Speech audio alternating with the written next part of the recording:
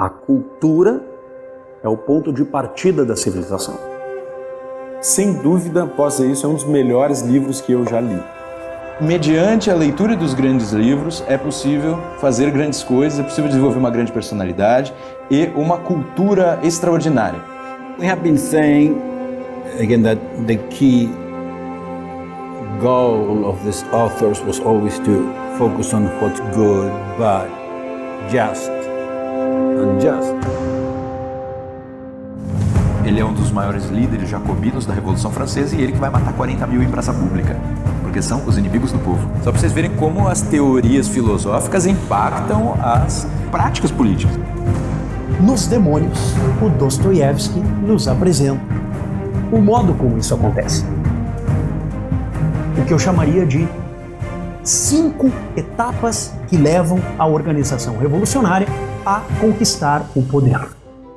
E ele narra passo a passo, equiparando os processos de colonização. Então, a viagem dos espanhóis e a viagem dos ingleses, depois a conquista do território, o encontro com os povos indígenas, como foi para um, como foi para o outro. O que Sócrates queria não era nem um compartilhamento de ideias, ou seja, uma espécie de troca, né? Um traz um pouco, o outro traz outro. Era, na verdade, um descobrir algo novo juntos, por meio do diálogo. Essa é a ideia de que Sócrates também era parteiro. Estamos falando de uma elite intelectual conduzindo o futuro de um país. Acho que isso tem muito a ver também com o que nós estamos aqui fazendo, afinal de contas. Nós estamos assistindo um espelho de nós mesmos nessas obras. Porque nós vamos nos ver nessas personagens e vamos ver as pessoas que nós conhecemos também.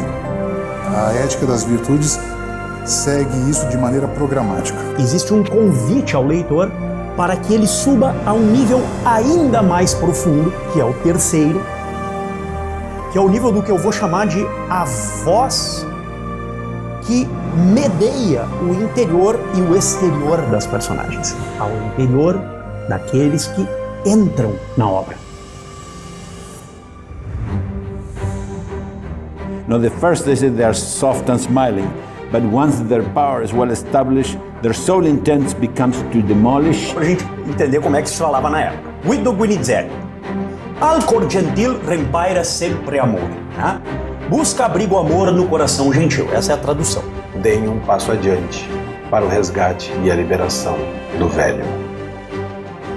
Que chamado para a guerra dos Estados Unidos? Qual foi a linha de continuidade entre os chamados Founding Fathers e aquilo que eles receberam, né, do direito consuetudinário britânico? Mas então esses autores que você tinha que ler que seriam isso que seria o pensamento político brasileiro no sentido estrito.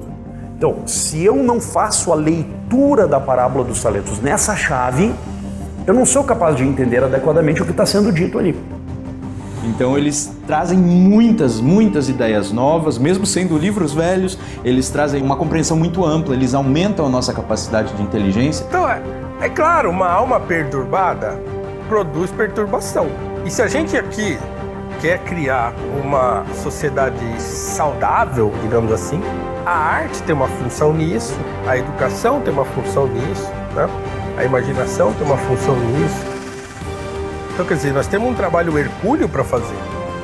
E eu espero que ingressar no núcleo de formação ajude com essa tentativa que a gente está fazendo de todos os jeitos e falar assim, cara, vamos levar a alta cultura adiante, vamos levar o estudo das coisas adiante, não vamos ficar nessa caixinha presa que venderam pra gente.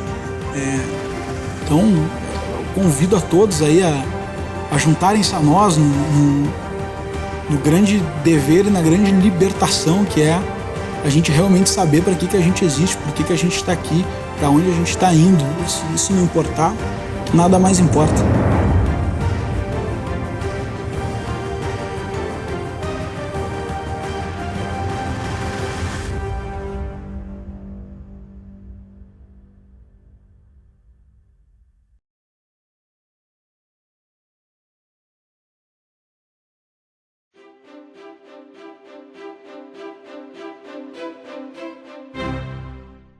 Bem, pessoal, agora é hora de encerrarmos, né, o nosso curso de bioética, esse curso introdutório.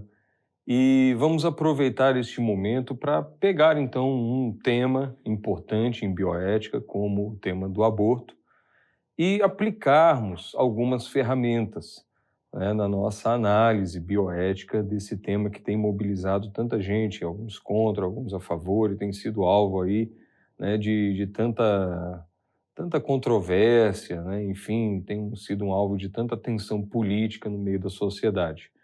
O aborto realmente é um dos temas mais ricos em termos de bibliografia na bioética, em termos de discordâncias, inclusive.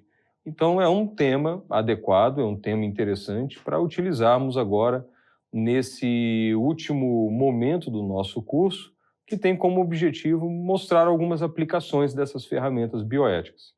Nós gastaremos também um tempo importante desse bloco, mostrando algumas argumentações, criticando algumas argumentações que são feitas, né, por aí, na televisão, em algumas obras de caráter acadêmico, em alguns jornais, né, feitas aí por beautiful people, como a gente chamaria, né, pessoas aí de grande notoriedade que fazem afirmações, né, defendendo o aborto, entre outras coisas, né, e que é interessante a gente analisar, é interessante a gente passar pelo crivo, né, de um pensamento bioético. E teremos a oportunidade, inclusive, de ressaltar o valor da vida humana. Então, vamos falar sobre a ética do aborto. Temos, antes de iniciar, alguns pré-requisitos a cumprir, né? Talvez até um pré-requisito de ordem metodológica. Que pré-requisito é esse? É a escapulir de algumas casquinhas de banana, né? Então, se nós vamos entrar numa discussão, sabendo daqueles pré-requisitos, vida, valor, verdade, então a gente tem que ser correto, tem que ser aderente à verdade. Então, nós temos que cuidar de ter uma visão realista e de usar adequadamente a linguagem, sem eufemismo, sem metonímia, chamar a coisa do jeito que a coisa é. Você ficar fazendo, né, aqueles eufemismos, aliviando, metonímias, tratar o todo pela parte, isso aí não deixa de ser um tipo de manipulação discursiva da mente, né, e um tipo de até trapaça intelectual, eu diria. Por exemplo, vamos pegar uma palavra chique, elegante, né, utilizada aí, como eu já disse, pelo beautiful people, direitos reprodutivos. Direitos reprodutivos é um eufemismo, né, e também não deixa de ter aí um lado metonímico na coisa, para você chamar o quê? Autorização para o extermínio da própria prole, certo? É claro que o direito reprodutivo, como ele é tratado, envolve outras coisas, o uso de anticoncepcionais e por aí vai. Mas muitas vezes, no discurso pró-escolha ou abortista, o que se vê é que direito reprodutivo é uma forma elegante, meio anestésica, de chamar a autorização para destruir a sua prole. É isso, tá? Em termos nus e crus. Interrupção da gravidez. Pô, gente, vamos usar o termo técnico, né? Aborto.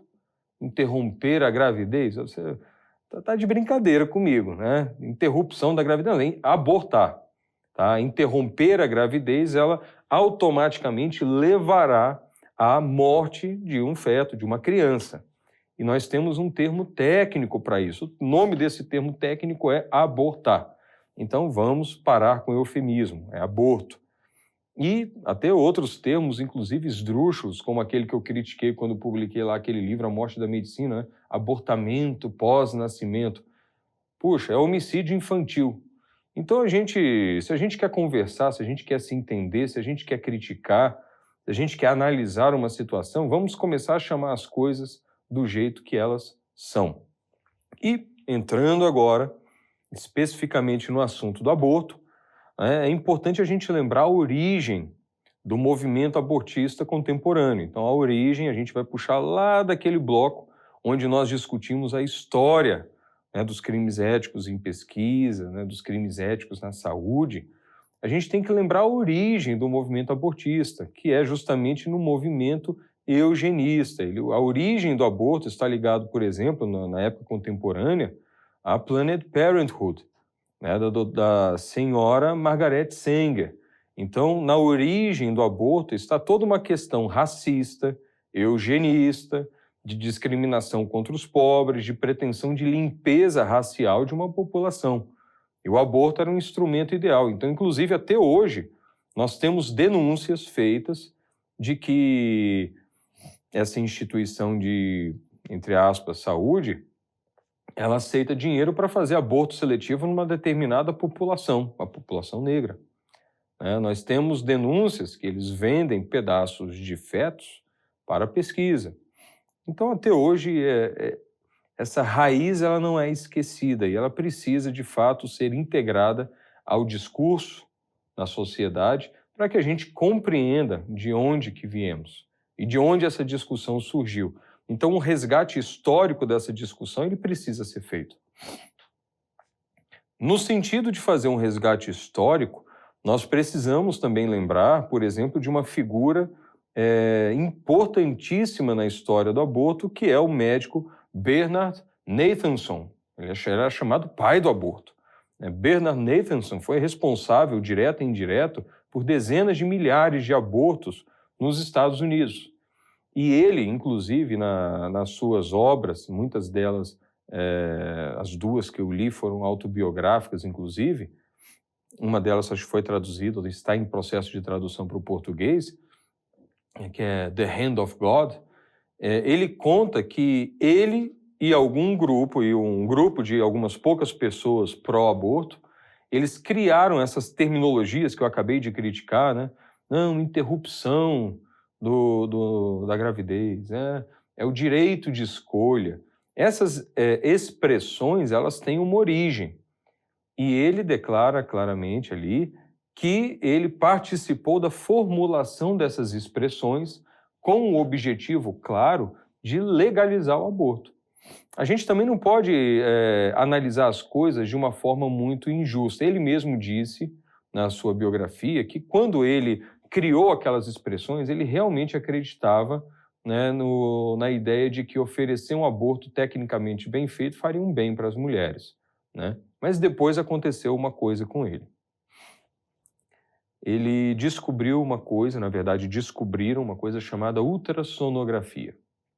E ele caiu na bobeira de fazer um ultrassom durante um aborto. E naquela época começava também a medicina fetal. A gente começava a estender, né, a medicina para procedimentos diagnósticos, entre outros, intraútero. O ultrassom mesmo é uma metodologia diagnóstica que permitia enxergar ao vivo, né, os movimentos do feto. E ele resolveu fazer um ultrassom.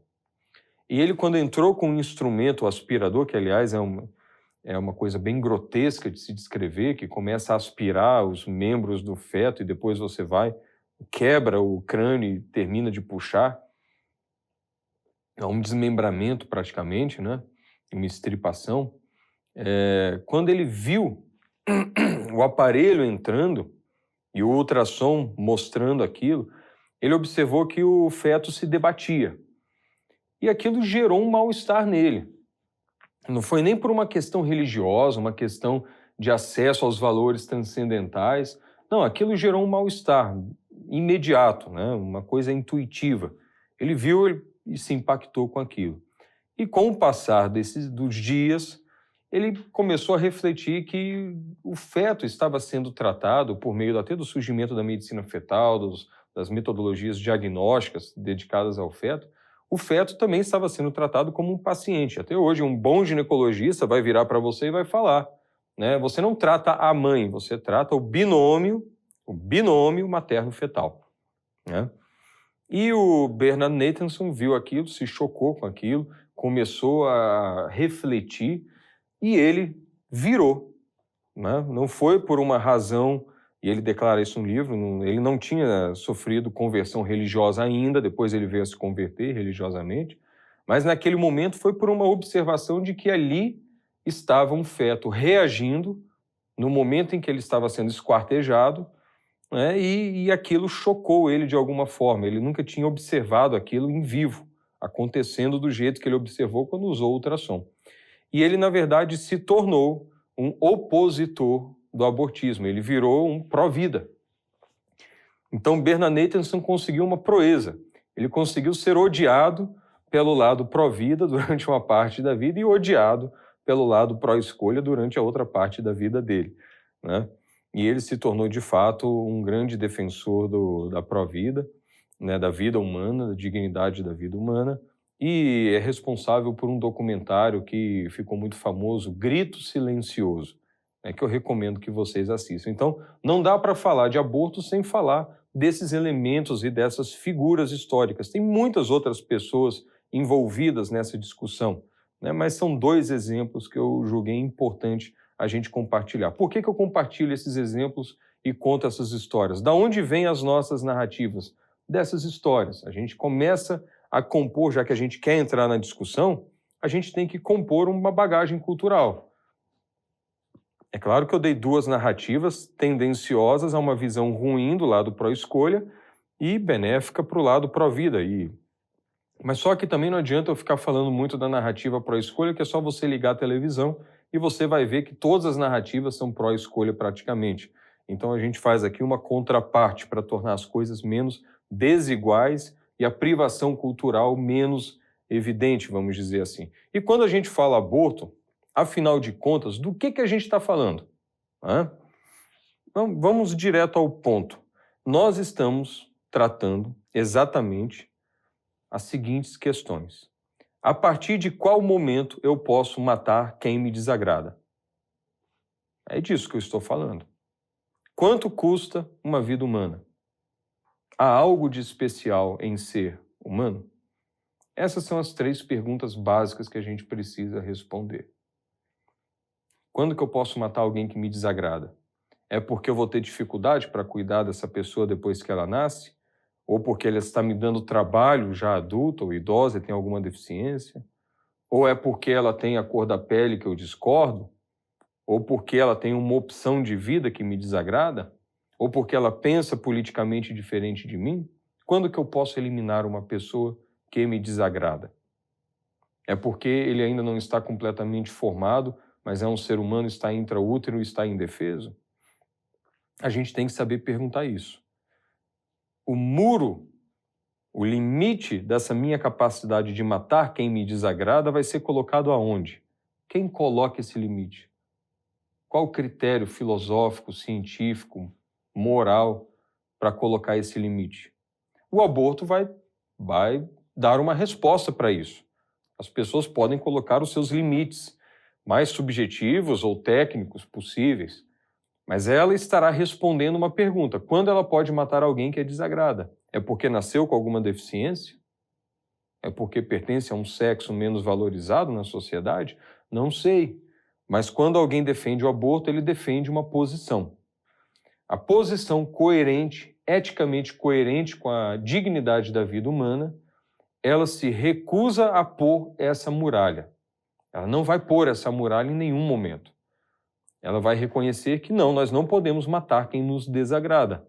A vida humana é sagrada, a vida humana está além de nossa ação, né, de nossa capacidade moral, digna de ação no sentido de criar ou destruir. Isso nos transcende. Ou nós respeitamos isso ou não. Se não respeitamos, nós estamos colocando um ponto ali de inflexão. Temos que responder também, quanto custa uma vida humana? Ela custa o meu conforto? Ela custa R$1.000? R$5.000? Dólares? Euros? Custa uma viagem? Eu não sei. Quanto custa uma vida humana? Quanto custa matar uma vida humana?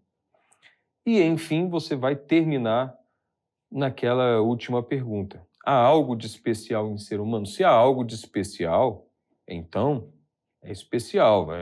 Tem que ser tratado de uma forma diferenciada. Se não há, se você pode matar uma vida humana, eliminar uma vida humana, aí você vai cair de novo naquela questão de pôr um limite. Qual o limite para matar uma vida humana?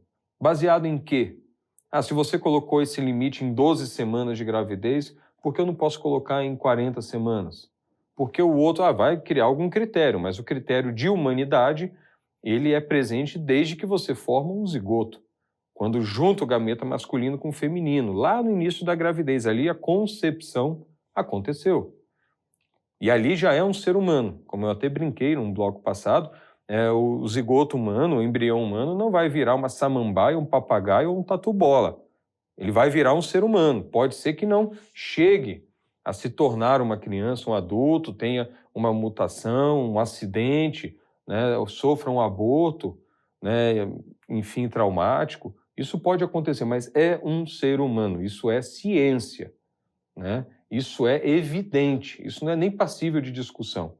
Agora, se você quer discutir se o fato de ser um humano vale ou não vale, é especial ou não é especial, ok, vamos discutir, mas aceite as consequências dessa discussão. É disso que estamos falando.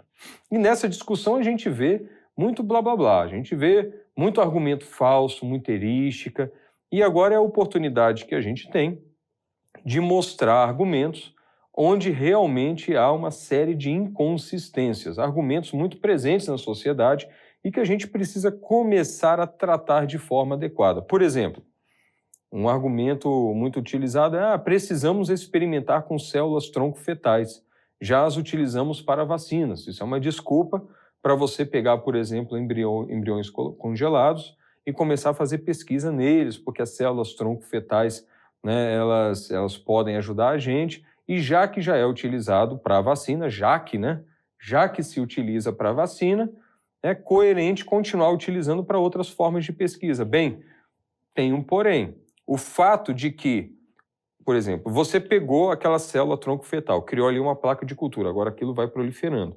Já que você fez isso uma vez e testou e conseguiu tirar a vacina dali, você afirmar então que esse ato, que é eticamente questionável, ele obrigatoriamente nos leva a aceitar um ato da mesma forma, eticamente questionável, para fazer outra coisa, sinceramente, vamos fazer uma situação análoga. É igual você falar que, lá no campo de concentração nazista, eles torturaram prisioneiros de guerra e descobriram uma coisa interessante. Então, por causa disso, a gente vai continuar utilizando aquela metodologia lá atrás? Não, busque uma metodologia diferente.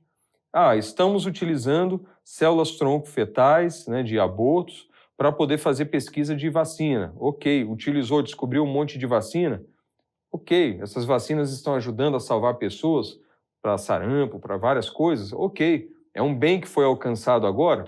Ok, mas isso te desculpa para continuar utilizando aquilo porque uma descoberta de um ato antiético levou a um benefício?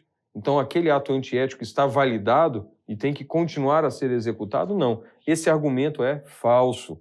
Não decorre de que um bem obtido por uma metodologia antiética justifique que aquela metodologia antiética continue a ser utilizada. Hoje a gente pode pesquisar com célula tronco embrionária, por exemplo? Pode, legalmente, mas você pode pesquisar com células tronco de adultos que sofrem um processo que nos permite uma maior manipulação, sem incorrer no risco ético de sacrificar uma vida humana. Então, nós não estamos presos aos erros do passado. O fato de ter tido uma coisa boa que derivou de um erro do passado não é, logicamente, algo que nos leve a continuar adotando os erros do passado. Podemos buscar outro caminho. Então, o fato de alguém virar para você, não. A gente precisa continuar experimentando com célula tronco fetal, podendo fazer aborto, pesquisar com aborto, né, porque tivemos boas descobertas em relação à vacina. Esse argumento não é convincente, ele não tem solidez, né? E esses argumentos todos eu tirei de algumas obras bioéticas, a gente tira de jornais, tira até de filmes, enfim, de debates, né, que a gente observa aí no meio acadêmico, e eles são muito utilizados, são argumentos falaciosos, né? Nós temos, por exemplo, uma mistura de nominalismo, né, que é aquela falha cognitiva de classificação dos fenômenos da realidade, vamos dizer assim, com o argumentum ad hominem, né? Você desclassifica alguém pelo que ele é.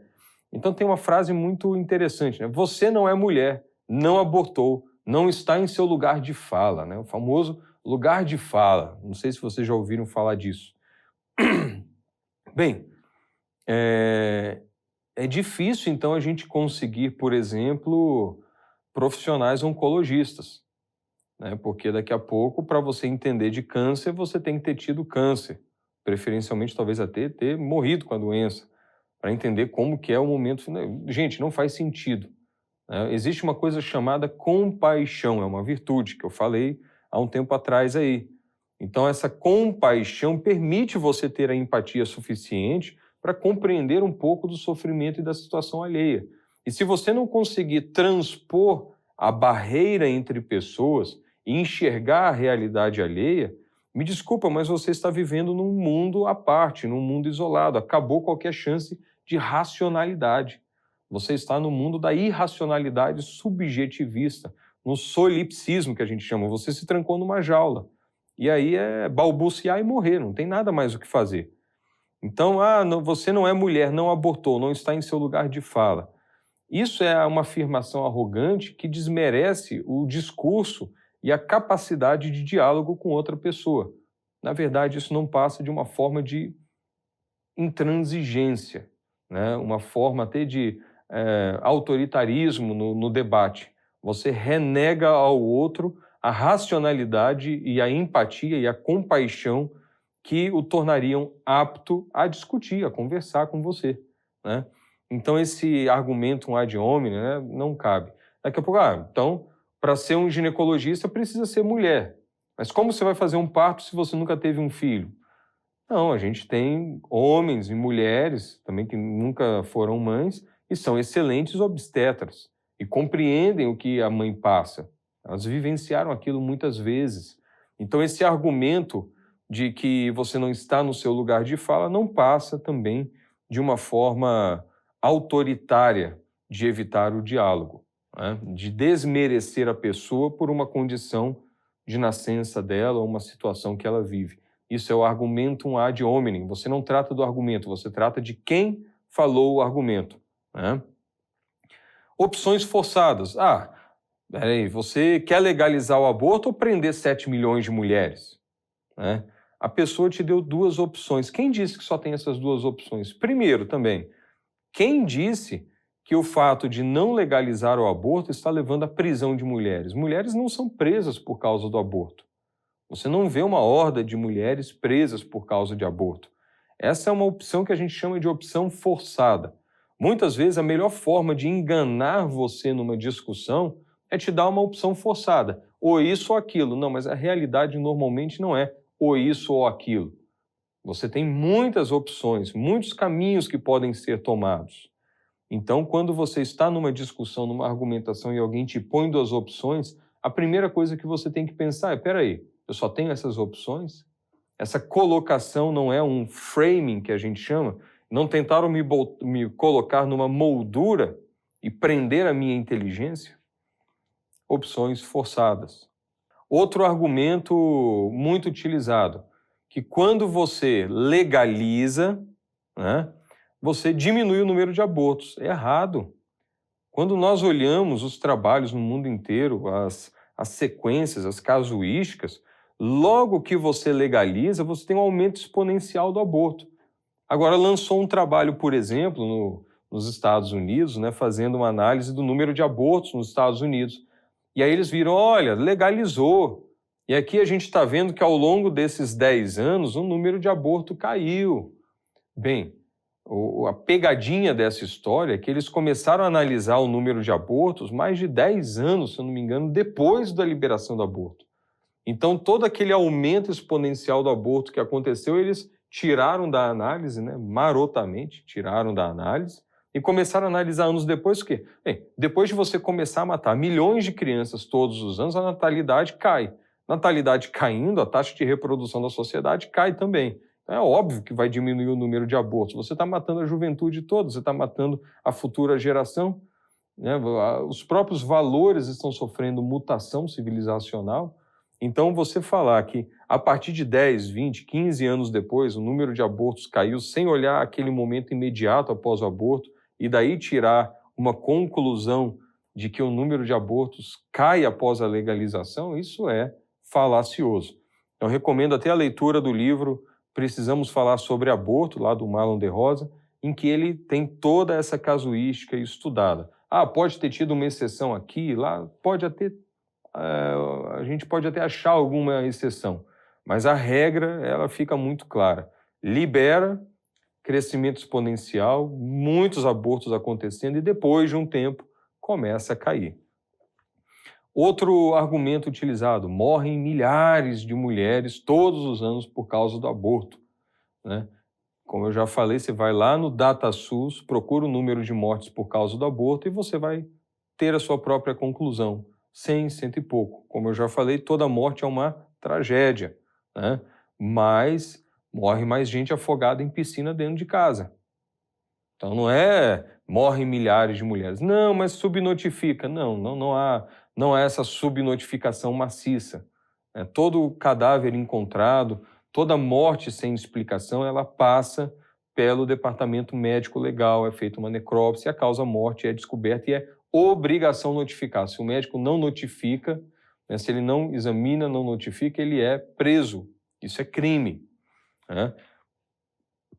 Pode ter 1, 2, 10, 15 casos? Pode, mas daí pular para milhares é complicado. Então essa é uma argumentação vazia, especulativa, né?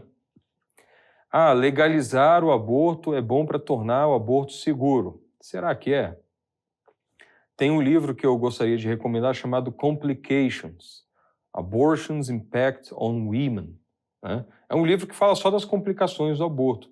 Tem aquele trabalho que foi uma coorte lá na Dinamarca, se eu não me engano, que comparou ao longo do tempo mulheres que abortaram legalmente, em clínicas oficiais, tudo certinho, e mulheres que optaram por não abortar. As que não abortaram têm melhor expectativa de vida. O aborto está ligado aí, conforme alguns trabalhos demonstram, a um maior risco de carcinoma de mama. O aborto está ligado a um maior risco de suicídio, depressão, infertilidade, né? Então, será que a forma como isso é oferecido, às vezes, a jovens em situações desesperadoras, né, como uma solução, isso não é uma solução. Às vezes, o aborto oferecido ali como uma solução para o problema de uma pessoa que está em desespero, ou, enfim, está ali num momento muito duro, de dúvida sobre o seu futuro, ele é um problema a mais. O próprio procedimento abortivo ele é invasivo. Então, ele pode ter complicações, mesmo quando realizado num bom serviço de saúde. Então, legalizar torna tudo seguro? Não torna, né? Essas mulheres desenvolvem quadros psiquiátricos, várias condições que mostram claramente que aborto não é uma solução. Aborto é um problema de saúde pública. Aí a gente volta naquela discussão. O que é um problema de saúde pública? É porque morre muita gente? Bem, aborto está fora. É porque gasta muito dinheiro? Bem, se você libera o aborto, gasta mais ainda. O procedimento começa a ser feito em maior escala, né? Então, muitas vezes, quando a pessoa fala isso é um problema de saúde pública, na verdade é um título chique, vamos dizer assim, elegante, impactante, para a pessoa falar que eu acho isso aqui uma questão importante para mim e eu vou chamar isso de problema de saúde pública. Muitas vezes é isso. Faltam critérios objetivos. Aí você precisa perguntar, bem, a partir de que momento uma coisa começa a ser problema de saúde pública? Me dá uma definição. Você consegue pensar numa definição? É quando morre muita gente. Morrer muita gente é o quê? Se for mais que 100, bem, então tudo quase é um problema de saúde pública. Então, se tudo é um problema de saúde pública, nada é um problema de saúde pública, é tudo a mesma coisa.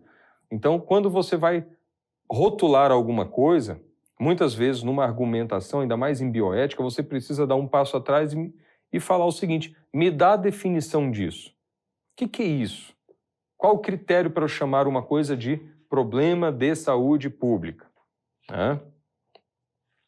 Outro argumento, artigos científicos demonstram que a melhor opção é legalizar o aborto. Bem, artigo científico, gente, tem artigo científico produzido, por exemplo, pelo Instituto Guttmacher. O Instituto Guttmacher, ou Guttmacher, ele foi um braço científico da própria Planned Parenthood. Então, quando você olha o Instituto Guttmacher, ele recebe dinheiro, até hoje, de uma organização pró-aborto, que ganha dinheiro abortando. Então, tem um conflito de interesse na base do Instituto Guttmacher, por exemplo. Então, tem artigos de pessoas que fazem militância pró-abortista há anos, né? Então, isso tudo precisa ser levado em conta. E outra coisa, há metodologias que são falhas, metodologias equivocadas, que fazem especulações e criam números baseados em expectativas, em entrevistas, que não são metodologicamente muito rigorosas. Então, cuidado, artigo científico tem para todo lado. E grande parte do que se publica cientificamente, e isso eu preciso ser bem sincero com vocês, não tem tanto valor. Outra coisa, defender a vida é coisa de fanático religioso cristão, outra mentira, né? Primeiro que essa tentativa de chamar todo mundo que é religioso, cristão e sincero de fanático é uma rotulação odiosa. Isso aí é um tipo de erística que, sinceramente, se alguém parte para esse lado numa discussão, se puder ignorar, ignore. Não vale nem perder tempo com uma pessoa que argumenta desse jeito, né? E outra coisa, há pessoas de várias religiões que são pró-vida, né, espíritas, né, os kardecistas, há pessoas, por exemplo, que inclusive não têm religião nenhuma e são pró-vida. Então não, defender a vida não é coisa de fanático, de religioso, dessa ou daquela religião. Na verdade, até conforme a gente discutiu, defender a vida é coisa de gente coerente, né? É coisa de gente que procura enunciar aquilo que vive e que compreende. Abortar filhos de mulheres pobres previne o crime. Essa afirmativa extremamente cruel, ela é feita muitas vezes com base em algumas informações. Tem um livro chamado Freakonomics, de Stephen Levitt e Stephen Dubner. Esse livro fez um certo sucesso, né, e lá eles têm uma análise que é feita em cima de uma diminuição da criminalidade, que eles ligam, né, como uma das causas dessa diminuição da criminalidade, do número de assassinatos, ao ato de abortar crianças, né, de uma comunidade mais carente nos Estados Unidos, mais periférica. Bem, tem algumas coisas que a gente precisa perguntar. Antes de tudo, eles viram, se eu não me engano, que a relação era que para cada 30 abortos, né, o número de assassinatos diminuía em 1. Bem, a primeira coisa que chama a atenção quer dizer então que eu vou precisar matar 30 pessoas para salvar uma? Como que funciona isso, né? Estranho, né? Essa matemática aí está um pouco forçada. E isso supondo que das 30 mortas, né, uma que virasse um assassino, matasse somente uma pessoa. Na verdade, quando a pessoa chega ao ponto de se tornar um assassino, um criminoso perigoso, dificilmente ela para em uma pessoa só. Então, na verdade, o que você tem é que você mata dezenas de crianças, de fetos, para evitar a existência de um assassino. Ok, né? Entendemos a argumentação. Agora, cuidado, também os próprios autores pediram moderação nas conclusões, mas tem gente que usa esse dado para defender que o aborto também previne o crime. Mas espera aí, vamos supor então que é 30-1. Então você matou uma pessoa que se tornaria criminosa. E os outros 29, eles se tornariam o quê? Médicos, bombeiros, padeiros, pesquisadores? Um deles poderia descobrir um remédio, a cura para o câncer? Eu não sei. A vida ali se fechou, você cessou a possibilidade daquela existência. Então esse argumento de que para cada 30 abortos eu evito um crime. Bem, você cometeu 30 crimes, né? 30 extermínios de uma vida inteira de possibilidade, de décadas de vivência, de ação em comunidade, pessoas que fariam a tristeza e a felicidade de outras pessoas, seriam pais, filhos, irmãos, a gente não sabe. Seriam profissionais, pediriam ajuda a alguém, dariam ajuda para alguém, bem, você matou, né? Então esse argumento de que o aborto leva à diminuição da criminalidade, prevenindo o crime, bem, essa é uma relação fria, ela pode até ser buscada, mas ela parte do pressuposto que o ato de aborto você não fez um crime, e isso é questionável. E simplesmente porque você conta aquele aborto que preveniu um crime, mas não conta os outros abortos que só Deus sabe o que eles deixaram, o que eles proibiram que viesse à existência, né? Essa argumentação é vazia também. Outra coisa, toda vez que você vê uma discussão sobre o aborto, a discussão vai seguindo, os argumentos vão sendo colocados e, de repente, vem aquela grande sacada. Não, mas e o caso, né, do estupro? Bem, de regra, o que está se discutindo não é uma exceção, não é um caso específico, é libera ou não libera, né? Então você tem um argumento erístico aí que é falar do excepcional para conclusões sobre o casual, o mais frequente. Então você parte para uma exceção para tentar tirar uma regra, extrair uma regra de uma situação excepcional e aí utilizar aquela regra, né, no geral. Não, na verdade a exceção confirma a regra, por ser uma exceção. Tá? Então o fato de ter uma situação trágica que aconteceu e que justificou para aquela pessoa um aborto numa situação muito específica, não quer dizer que disso você possa concluir que então deva legalizar o aborto de forma geral até a 12ª semana. E é até de mau tom numa discussão você sair de uma discussão que está num ambiente, né, num âmbito mais geral e pular para uma exceção. Isso aí, na verdade, é o que a gente chamaria até de uma mutatio controversia, que é um recurso erístico. Você mudou de assunto, você mudou de conversa. É falta de educação, né? Num debate civilizado, você não muda de assunto. Você leva aquele assunto até o final. Outro argumento muito utilizado é só um amontoado de células. Não, nem uma cutícula que eu tiro do dedo é um amontoado de células. Tem uma organização ali. E a organização também, como eu já disse nos blocos anteriores, de um embrião, ela é um fenômeno maravilhoso, extremamente complexo e que ainda traz até dúvidas para os nossos cientistas no mundo inteiro. O fenômeno do surgimento da vida humana é algo realmente, se você não chamar de milagroso, é difícil de saber como que você pode chamar isso, né? Então, amontoado de células, me desculpem, mas não cola também, né? Na verdade, se a gente for direto ao ponto sem eufemismos, chamar um embrião de amontoado de células é burrice, né? Vamos falar as coisas como elas são, é burrice. É ignorância completa da ciência, né? E aquela conversa também que muitas pessoas trazem, que o embrião e o feto nem são seres humanos, nem são pessoas ainda. Bem, essa aí já não é uma questão científica, né? A questão científica evidente que está ali posta, indiscutível, é que são vidas humanas, né? São seres humanos, sim. Agora, se você está falando se um ser humano é pessoa ou não pessoa, aí você vai cair naquela discussão, né, de caráter mais ideológico, de chamar um grupo de seres humanos de pessoas e outro grupo você vai chamar de não pessoas. Bem, já fizeram isso com judeus, já fizeram isso com escravos, sejam escravos da Europa, escravos da África, já fizeram isso com classes sociais que não mereciam ser chamadas de pessoas dignas de viver. O movimento revolucionário chamou uma classe social, né, de inimigos, assim. Então eles saíram de uma classificação de dignidade. Bem, quem você vai classificar como não pessoa? Esse é um tema perigoso. Foi uma daquelas perguntas que a gente utilizou lá no começo. E eu deixo uma sugestão de leitura muito interessante de Christopher Caczor, né, que é o livro A Ética do Aborto, Direitos das Mulheres, Vida Humana e a Questão da Justiça, publicado pela Edições Loyola, um livro que traz esses argumentos de uma forma bem adequada, bem interessante. E, afinal de contas, né, como diria Margaret Somerville, no livro Bird on an Ethics Wire, né, seria como se fosse assim, né, um pássaro no fio de alta tensão, está ali por um fio, né? A ideia mais perigosa de todas é que não há nada de especial em ser humano. Ou ser humano é especial, ou a vida humana tem valor, merece ser defendida, ou não. Se a resposta é não, onde a gente vai chegar?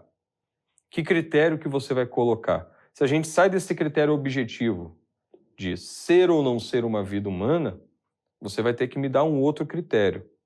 Você pode inventar agora qual o critério de alguém ser especial ou não ser especial? É muito poder na mão da gente.